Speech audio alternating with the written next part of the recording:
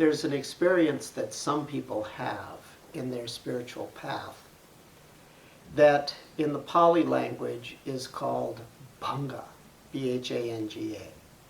Pali is an ancient Indian language, the one in which the earliest Buddhist writings are preserved. Bhanga means dissolution, literally.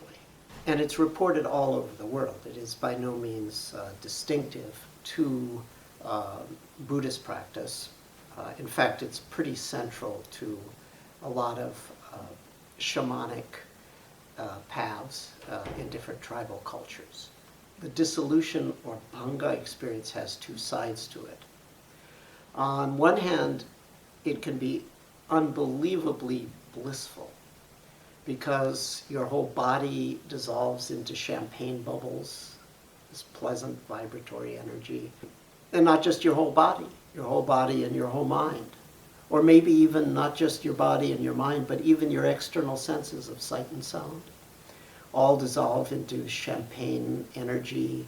It's like having a bubble bath. It's like being massaged by the Holy Spirit. It's like the cosmic parents are holding you, embracing you, stretching you and squeezing you in loving ways that totally fulfill you. That's the heavenly side to the dissolution experience. Now, having said that, you might be saying, gee, I hope I get that someday. Well, first of all, you don't have to have that kind of experience in order to gain insight and purification. And secondly, there is another side, the side that is not heavenly, the side that hopefully will be purgatorial, and hopefully will not be hellish. Purgatory and hell are very different, theologically speaking. Purgatory is a temporary place where you are purified. Consciousness is purified, and every minute that you spend in purgatory, although it may be uncomfortable, is a moment that takes you closer and closer to heaven, the beatific vision. Hell is a place of pointless suffering, doesn't lead you anywhere. Purgatory definitely has a goal, and there's a silver lining to the cloud, you might say. So sometimes the experience of dissolution can be purgatorial. It can seem as though you're being torn apart. You can be terrified. It can seem as though you have no firm ground to stand on. And there are horrific, painful mental images, images of death and destruction. In classical shamanic cultures, this sometimes takes the form of animals eating you up. The whole thing is in some ways like being sick. The hellish, or rather the purgatorial side of dissolution. And in fact, in traditional African cultures, this stage is often associated with actual physical illness from which the shaman recovers and then knows their vocation as a server of humanity. There's exactly 4 possibilities. Some people do the path without any dissolution. Some people do the path with the heavenly kind of dissolution. Some people do the path with the purgatorial kind of dissolution. And some people do the path, there's a mixture of the heavenly and the purgatory.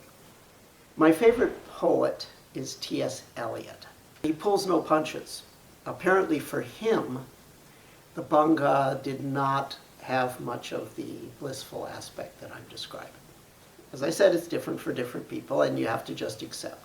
Some people don't have dissolution experiences, some people have blissful ones, some people have horrific ones, and some people have a mixture of the two. It seems if we can if we just base on what Eliot had to say, that his was much more purgatorial.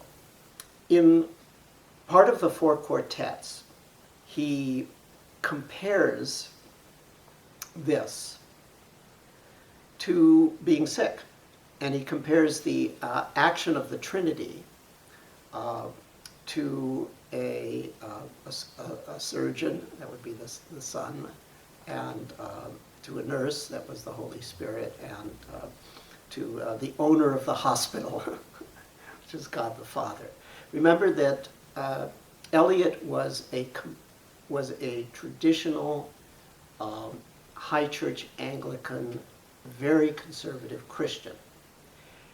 He thought of his job as not trying to convince people of Christianity through poetry. He didn't think that was the poet's job. The poet's job, if they're a Christian poet, is to allow people to experience what it's like to be a Christian, even if they may not be Christians. You can experience what it feels like to be a Christian. In his case, a form of Catholic Christian, Church of England. You can experience what it's like to be that, even though you might not believe in that, by reading his poetry. And that's why I like his poetry, because although I wouldn't say that I buy into the belief system of that path, I really appreciate that by reading him, I can experience what it's like to be somebody on that path. So I'm going to read for you a little section on how the Holy Spirit, which is the Christian term for the activity of impermanence, how the Holy Spirit acts on you in order to rip apart your somethingness and, in a sense, kill you,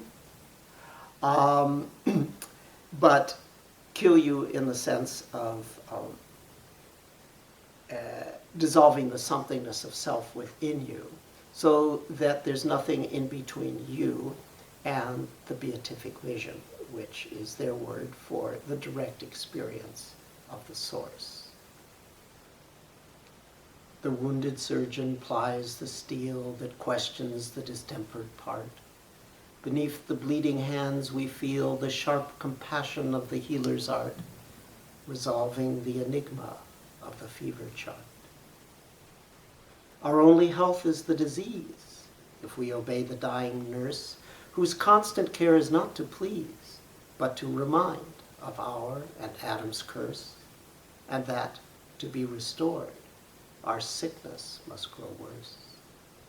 The whole earth is our hospital, endowed by the ruined millionaire, in which, if we do well, we shall die of the absolute parental care, which will not leave us, but prevents us everywhere.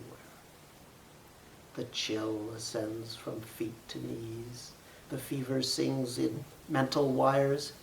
If to be warmed, then I must freeze and quake in frigid purgatorial fires, of which the flame is roses and the smoke is briars. The dripping blood our only drink, the bloody flesh our only food, in spite of which we like to think that we are sound, substantial flesh and blood. Again, in spite of that, we call this Friday good.